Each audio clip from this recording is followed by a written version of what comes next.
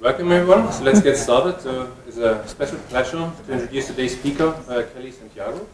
She has got her master's degree in interactive media program at the University of Southern California. And actually towards the end of her master's, she co-founded and then was also president of a game company called That Game Company. And it's actually one of the most prominent brands in the indie game space. And during her tenure there were three major games released called Flow, Flower, and Journey. I think many of you have heard of them or even played them. And they won many awards and were also commercially very successful. And what all these games actually achieved to do is really showing how video games can be an art form and also really generate deep emotional experiences in human players. And she was credited, she received many awards for work. For example, she became a TED Fellow. She was named one of the 10 most influential women in video games of the last decade.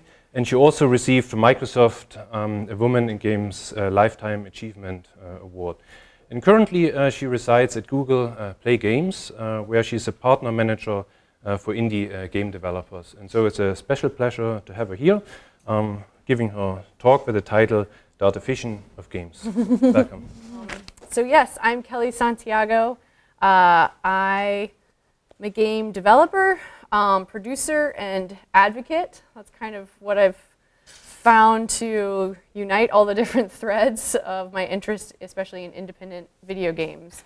I believe that games can be both deeply meaningful and wildly entertaining. And I create, work, and talk to demonstrate that.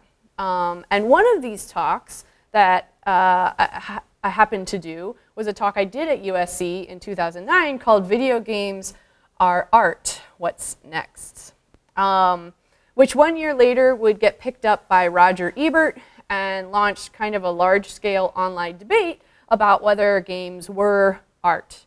And 7 years later, it still delightfully haunts me.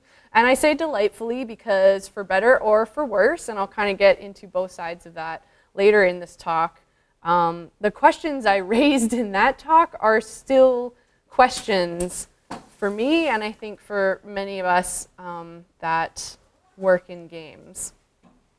And I think it's easy when you're far out of academia now and that I'm long into a career in the game industry to kind of forget or ignore these questions, somewhat ironically forgetting them since you kind of become more empowered to actually answer any of them.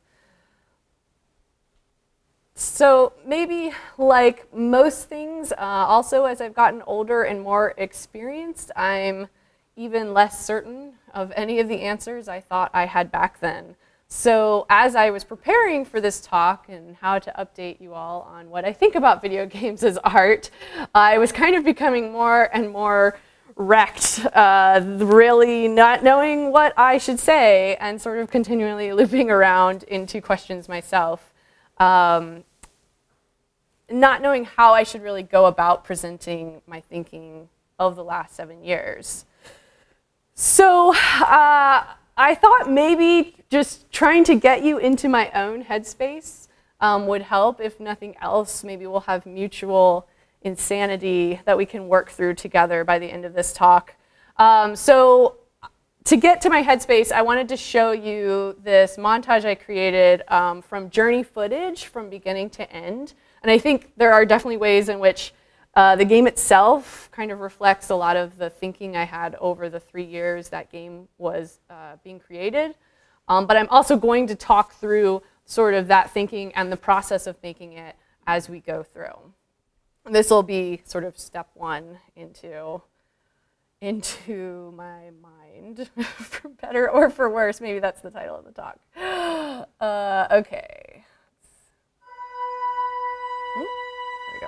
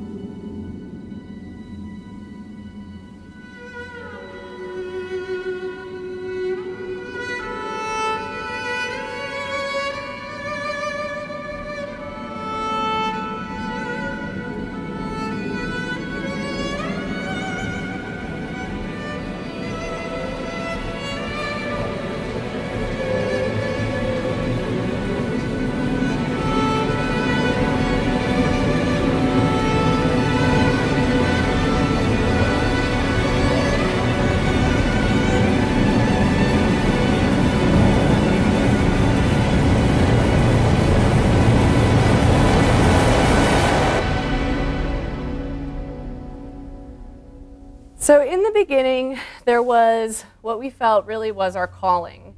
Genova and I wanted to make commercial games that express different emotions, demonstrating that video games were capable of expression just like any other artistic medium. As gamers ourselves, we felt there was a huge segment of the gaming population and possibly non-gaming population that were no longer being served.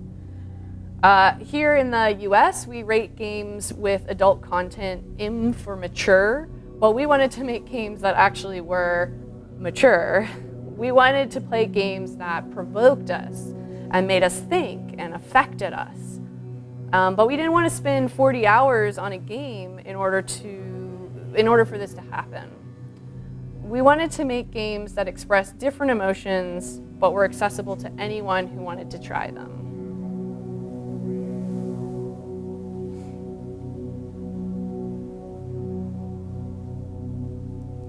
So in the beginning, there was a summit. Online multiplayer was really the last frontier of the PlayStation Network that we were working on, which we had really yet to work with. We hadn't done any online games as artists.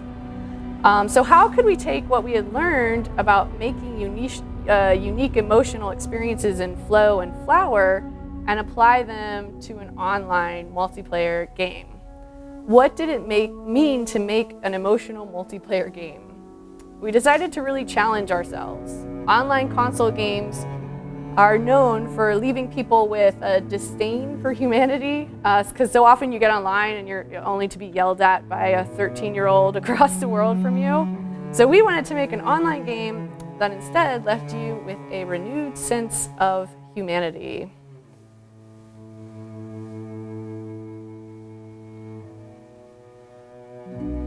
And in the beginning, there was a story. Genova and I were at a luncheon, actually with alumni of University of Southern California. By happenstance, we sat down next to this man, Charles F. Roden Jr., who was a former space shuttle pilot. He had been on 3 missions to the moon. In every case, he said, the mission specialist who walked on the moon began the trip as an atheist, but returned to Earth a more spiritual human being. Genova thought this might be because when you get to stand on the moon and you look back at Earth, you experience a sense of awe and wonder, something we don't often experience anymore because we're so technologically empowered in our everyday lives. You know, we can travel at hundreds of miles per hour, we can work in buildings taller than the clouds, we can connect with anyone, anywhere, at any time. And our video game lives are similar. Most video games are about acquiring and using power. And because of this, we don't pay attention as much to the actual people that we're playing with. But what if we created a game that stripped away your power, that put you in a foreign place in the harsh environment of a desert, where you didn't even know who you were or what your purpose was? Could we create an online experience that actually connected you with a stranger? Well, we enlisted additional help. A woman who has spoken here, I think last spring, Robin Henneke. She had recently been on a real trek of her own through the mountains of Bhutan. There was an artist with a multidisciplinary background in creating arts of various styles and genres, and developers with families that came from all over the world, all bringing their unique perspectives to this game. We traveled to the Oceano Dunes in California. We hiked, we meditated, we took pictures and video and drew sketches. We trekked up the sides of dunes, slid down them, and trekked back up them again. We discovered that the texture of walking in sand was something we needed to capture in our game and to give you the sense of place where every step was arduous and meaningful. It was at this time that we had some of our first really tough arguments. What was it exactly we were making? What did we want Journey to be about? But also, what were we really capable of? As a small team of only 13 people, it was important that we didn't take on a challenge that was going to be too big for us and left us feeling that we were doomed for failure.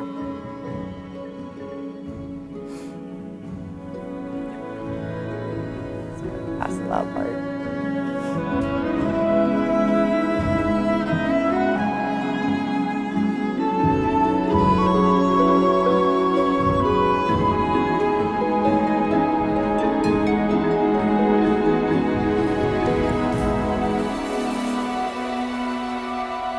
It can be both a blessing and a curse to work with passionate artists. The blessing is that they really do give you their all. And we all thought about Journey constantly, whether we were working on it in the offices, fixing dinner, or hiking the Inca Trail in Peru, as I did. The curse is that every person feels so invested in making sure the game will be the best version of itself. Disagreements as to what this means can be very difficult to get through. And it was at this time that we asked ourselves the questions that would haunt us for the next 2.5 years. Could people feel engaged in an experience that left them so helpless? Would a virtual journey through the desert be just too boring? Would players come back to play again? Would the game feel too short or too long? Would the story of the world feel too heavy-handed or too abstract? Would anyone even show up to play? Some of the best times of development came right before a big showing. These were the moments when the amount of time we had left and what we were capable of were all very tangible. And so there really just wasn't any time to have big arguments about what we could and couldn't do. Everyone worked together to make sure we would be putting the best possible representation of ourselves forward. And on future projects, I'd like to try and figure out ways to bring this immediacy into the rest of the work. But maybe there's no way to replicate it. Maybe it's just a natural part of the rhythm of game making. You probably wouldn't expect this. I certainly didn't. But really great showings for some reason, for some of our team members, it brought on more stress than relief. Suddenly there would be an increased pressure due to a feeling that we had set expectations too high and now we had to live up to them. That the best we could do was meet already high expectations. And what we had really done was actually increase our chances of disappointing our audiences. And the more these developers were congratulated on their work, the worse that they would feel.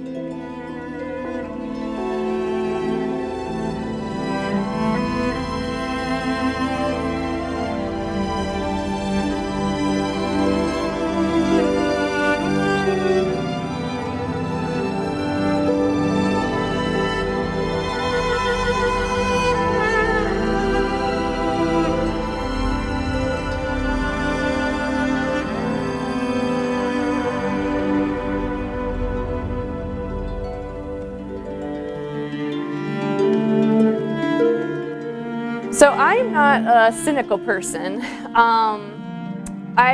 I felt relieved after these showings because I trusted the opinions of the people who were seeing the game.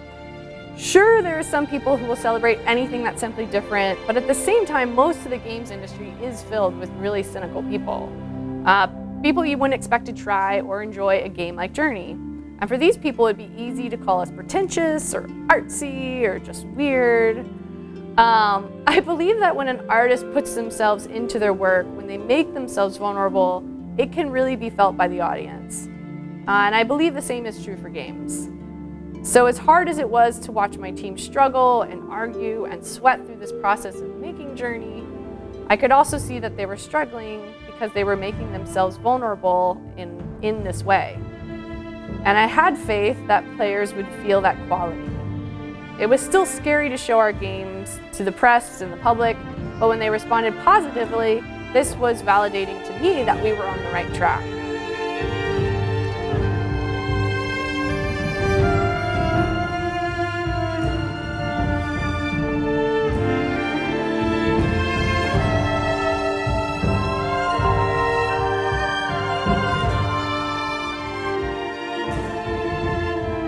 And then there's the next phase of the game development process that's both scary and a relief. At a certain point, it becomes really clear what game you need to make.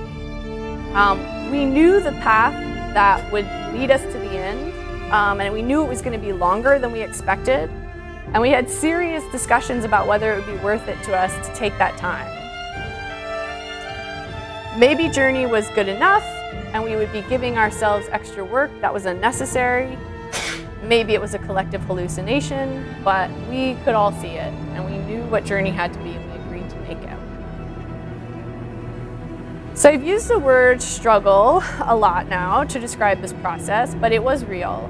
Each team member felt they had put themselves, their reputation, and their careers on the line for this game. We were running out of time, out of money. Half of us had reduced our salaries to the bare minimum in order to reach the end. Our publisher was questioning whether we would ever really be finished, as we missed deadlines, missed showcases, which led us to doubting ourselves. We loved what we were making, but we also weren't sure how people would react to it. We were now on the space shuttle, and Earth was our game. We watched as it moved away from us, growing smaller and more distant. And for the first time, we were looking at our game as the other, outside of us, immovable. And we couldn't do anything but wait to see how people reacted.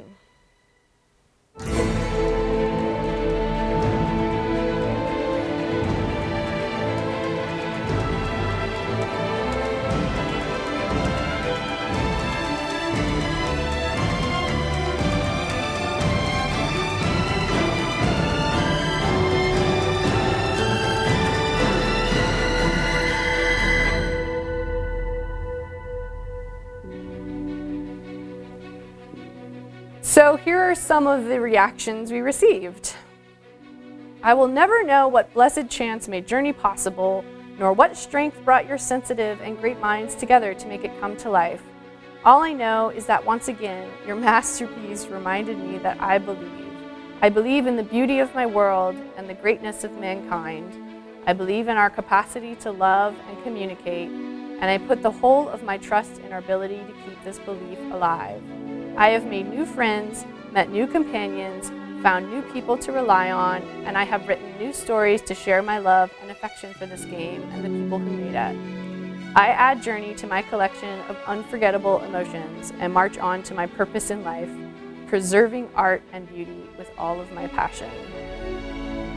This game brought me to tears, and every time I think of the experience that I have had, I'm brought to tears once again. So I shall say thank you for making just a marvelous game. I cannot explain to you in words just how much I enjoyed this. I also want to thank my companion on such a wonderful journey. I just played Journey for the first time today. It's an amazing game and an amazing experience. I don't think I've ever had a media, film, television, even a play give me the same sense of togetherness and at the same time give me a sense of loneliness of not wanting to lose my companion. I'm from Argentina. I bought Journey 2 days ago and played it with my 9-year-old child. It's the first time that I cried with a video game. It was for us a very deep experience, bringing us into the storytelling during gaming. Your incredible game gave me the opportunity to talk with my son about him as this amazing being who has begun his own journey. We talk about the seeking of knowledge, being strong against adversity, and it also gave me the chance to speak with my son about the human being and the environment.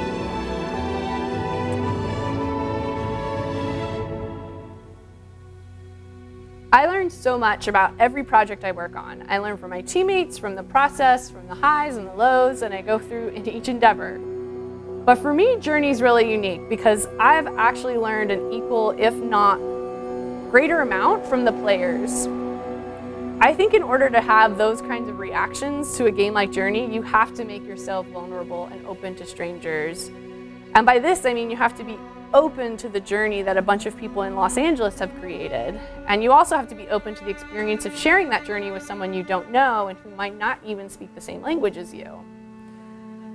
So many developers talk about how they make games for themselves. I always thought myself and the people working on Journey were different because we're all gamers ourselves, but we wanted to make games for anybody, not just hardcore gamers. And we were always trying to reach audiences, people who were not like us, who didn't have the same backgrounds or interests. But now I realize we actually wanted to connect with strangers. We were looking for an experience that would allow us to have meaningful connections with one another, and that would renew our own sense of humanity. I realized that I'd become a little bit cynical myself, and we did make a game for ourselves. The players of Journey have had a profound impact on my life, one that I'll carry with me in everything I work on. And I hope every game maker works to feel this one day too. And I think you can only have this vulnerability through an artistic medium.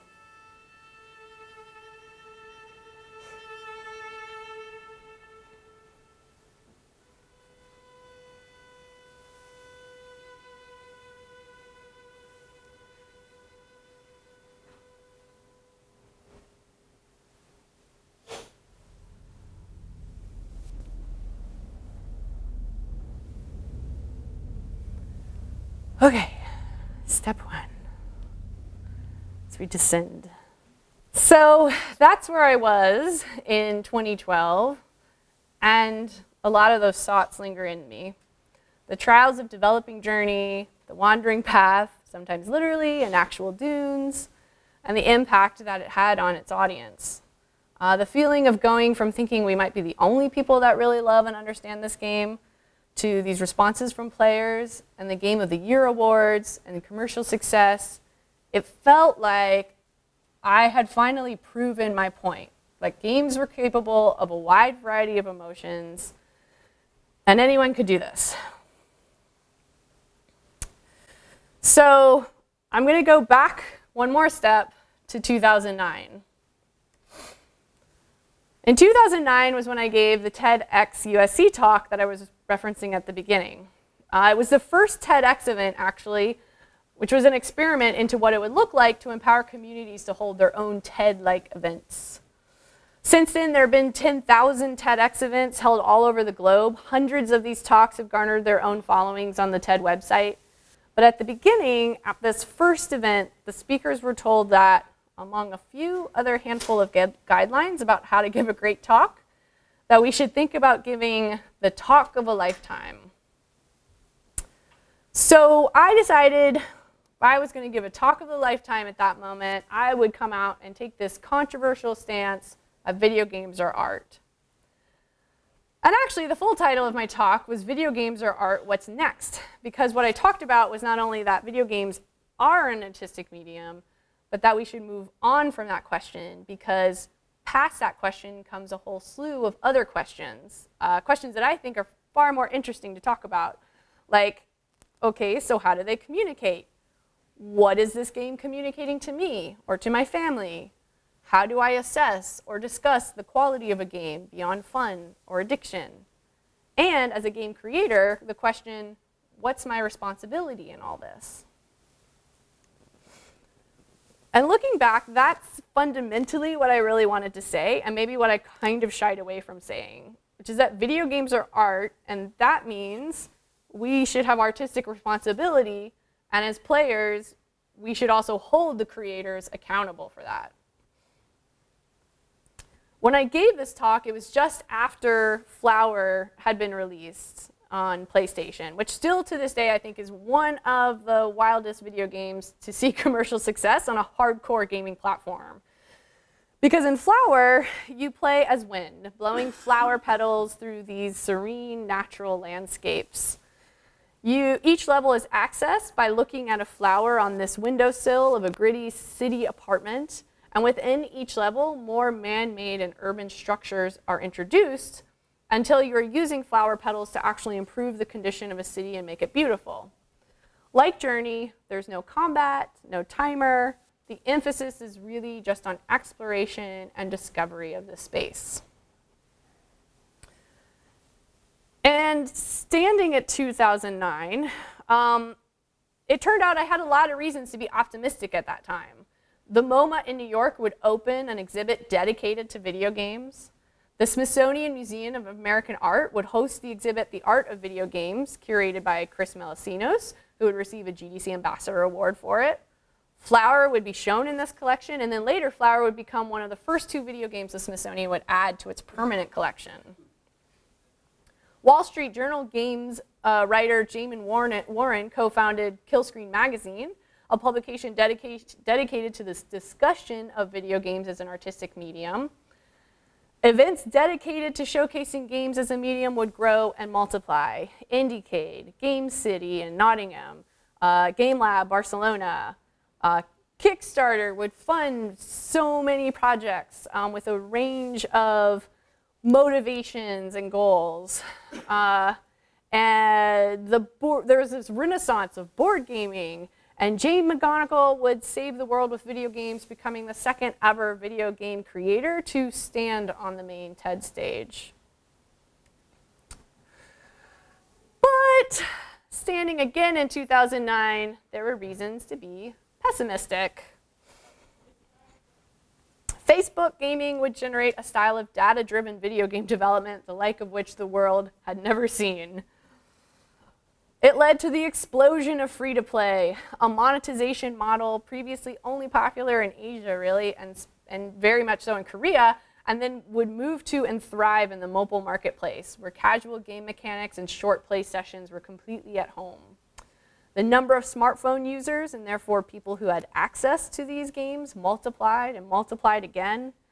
The revenue generated by these titles and the fact that each title could act as its own platform, reliably engaging players over and over again, which was something not possible before in games, would attract different sources of funding into video games and new types of developers.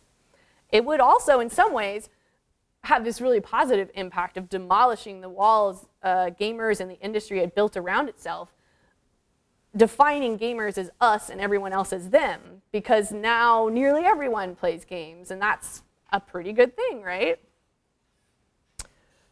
Unfortunately, the conversation about games has remained somewhat the same. Gamers are still this specific subculture, one that's violence-obsessed, sex-crazed, and yet completely unsexy, soda-chugging, boobs-obsessed, basement-dwelling, trench coat-wearing nerds. Video games referred to, and still mainly refers to, Call of Duty and Grand Theft Auto. What I couldn't have possibly predicted is that there would also be a vocal community of gamers that wanted things to stay that way, that they liked the very walls that I had been working to burn to the ground. Not because, and I'm not trying to burn them to the ground because I don't like games with guns in them. I really do. I like all types of video games. But I think in order for games to be a medium, meaning that they could have the possibility to express anything, they needed to be able to say anything and be accessible to anyone. Not that every game has to be accessible to everyone, but that the medium itself could hold this wide range of experiences, and we could be free to choose from that range as we liked. And what I truly never in my wildest dreams would have imagined was that there was a violent community that wanted to keep things that way. Between the vocal and the violent, video games would become a place where artists didn't feel welcome.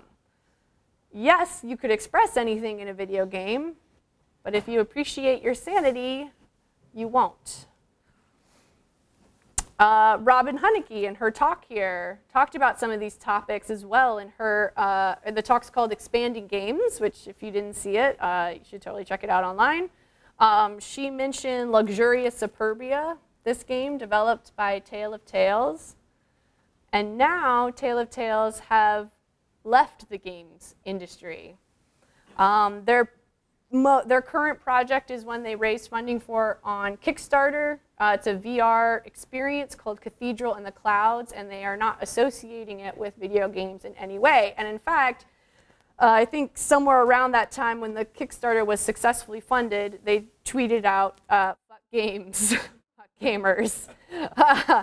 And it's jarring, and they certainly got a lot of heat for that. But it really codified that they felt like they had to restrict their voice in games, so in order not to really bother anybody, that in order to make a commercially successful video game, you also had to kind of manage this social component to it, to be nice to people. And yeah, that's unfortunate when we think about games as an artistic medium, because freedom of expression, of course, is extremely critical. So, one more jump back in time. There's more of these. Get ready, guys. To 2006. So when Genova and I co-founded that game company, we were thinking a lot about these subjects, video games as a form of entertainment. I think it's kind of interesting that at that time we were saying entertainment. But that entertainment is this really broad field. It's not just video games, but all these different mediums and activities. And so what is really entertainment at its core? What unites all of these experiences, and how do games fit within that? And we were thinking that just as humans have a desire to eat and drink, you also have the desire to have feelings, and that they're kind of like multivitamins. Among these various feelings, you feel sort of off kilter when you haven't experienced some of them. From ancient tribes to modern society, our environments have always involved competition and stress, and many of us have problems feeling accomplished or satisfied.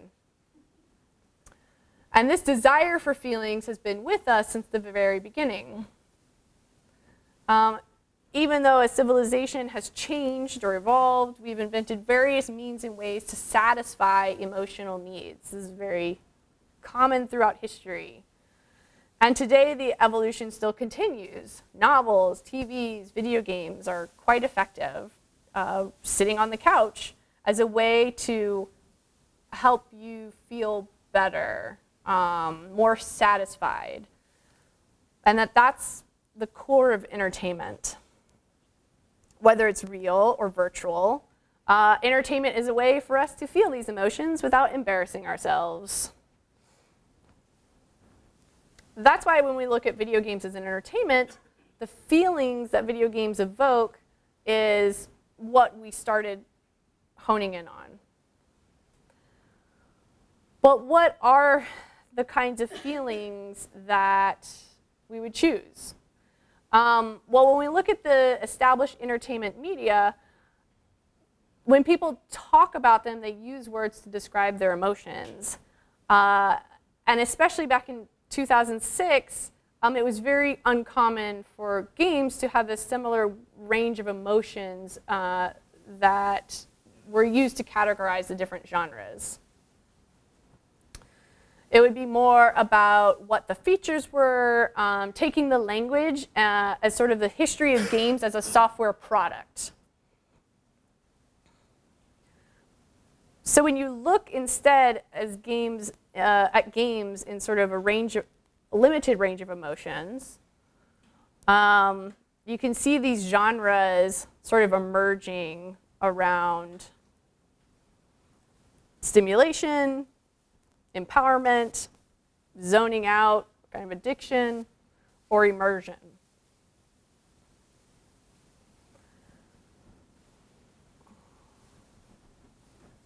The emotional spectrum of video games are still heavily biased towards these emotions. But in fact, that's very natural to any new media. For example, similar trends can be found in the period of early cinema.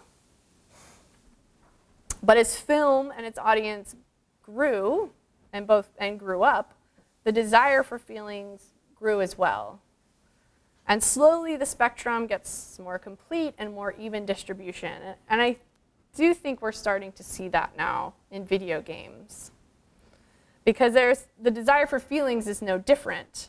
As we've grown up, while the same fun feeling still works, like I was saying, I still love shooters and online games, but we want something more. We kind of start to ask, like, is there anything else I can do in this space? Can games be more serious? Can we reach higher levels of joy, to ecstasy? Could we actually push past frustration to catharsis? And there's so many spaces still left to saturate. It's one of the things, especially as a producer and an investor of video games, I get the most frustrated in seeing that it feels like there's still so much uncovered territory in games when I still see games pop up with sort of the same stories and the same mechanics time and time again. It just feels like such a waste of time and talent. But people do it because how do you evoke unique emotions? It's still a huge question. Because we can look at other media, but these mediums are more established in the vocabulary of the tools that you have when you go to approach their creation.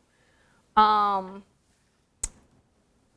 as a multimedia is made of moving images and sound, but it's not just good images and good sound equal good movie. There are other underlying techniques that are at play.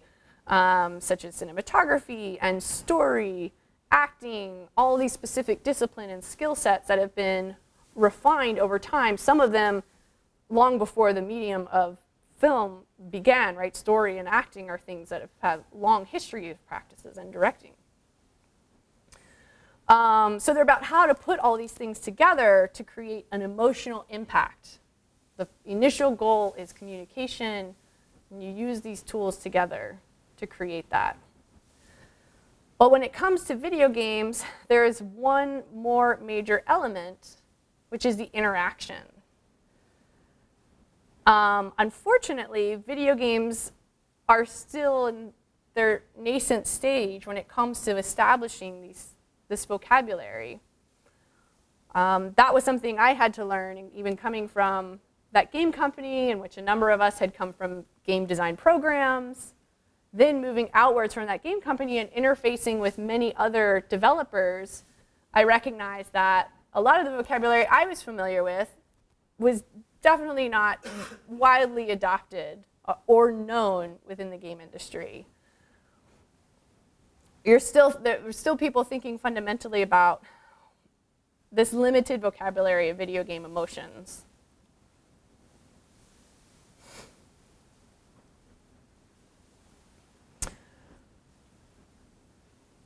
Robin Henneke is one of these people who have worked towards establishing a vocabulary, the MDA system. Tracy Fullerton, Jonathan Blow, Eric Zimmerman, Katie Salen, Ian Bogus, many others have made huge strides in unpacking the language of systems through which games communicate. But as I said, it's still not a common understanding. For the most part, many developers are looking at existing video games, what they really liked, and mimicking those, as opposed to starting from what is the experience I want to create, and how can I use these tools to create that experience? And I think that's a big gap when we talk about games as an artistic medium. So has it all been successful? Well, as the spectrum has filled, the medium is certainly going through its growing pains. To step back and have a longer view, this moment in time isn't the first time art has incited violence. People fainted at Beethoven concerts. People were yelling so loud at the first performance of The Rite of Spring that reportedly you couldn't actually hear the music. The first act of police violence in America was in 1849 in New York when a riot broke out over the casting choices of Macbeth. Yeah, Astor Place riots. But of course, none of these incidents stands on their own as being the single cause of this extreme action or emotion. They're linked to the greater issues of their times. In this case of the Astor Place riots, it was the growing need for an American identity separate from the British, and when a British actor was cast in place of the top American Shakespearean actor at the time, people felt frustrated, and it was a culmination of a series of events leading to that moment. And video games are also tied to this moment in time in which they exist. A growing divide between sides of a debate in global politics, fueled by the awkward formatting of social media, as well as a growing awareness and impatience with the plight of minorities, and the strengthening of the voices for minority rights and thoughts. So are video games art? Well, I kind of have the same answer, but it's colored more by time. Video games are art, but they're not a culture. They exist as part of our culture. They are not an identity, they're an activity. They're not a cause, they are a medium for expressing causes. They are no one emotion, but have a potential for a range of motions. And I think something that's really changed in my perspective since my talk in 2009 was that video games are not an industry. There is an industry that has shaped around them, but that is separate from the medium itself. So if I add to it this time, I would say video games are art, so let's talk about them like they are. There you go. And I could be wrong about everything.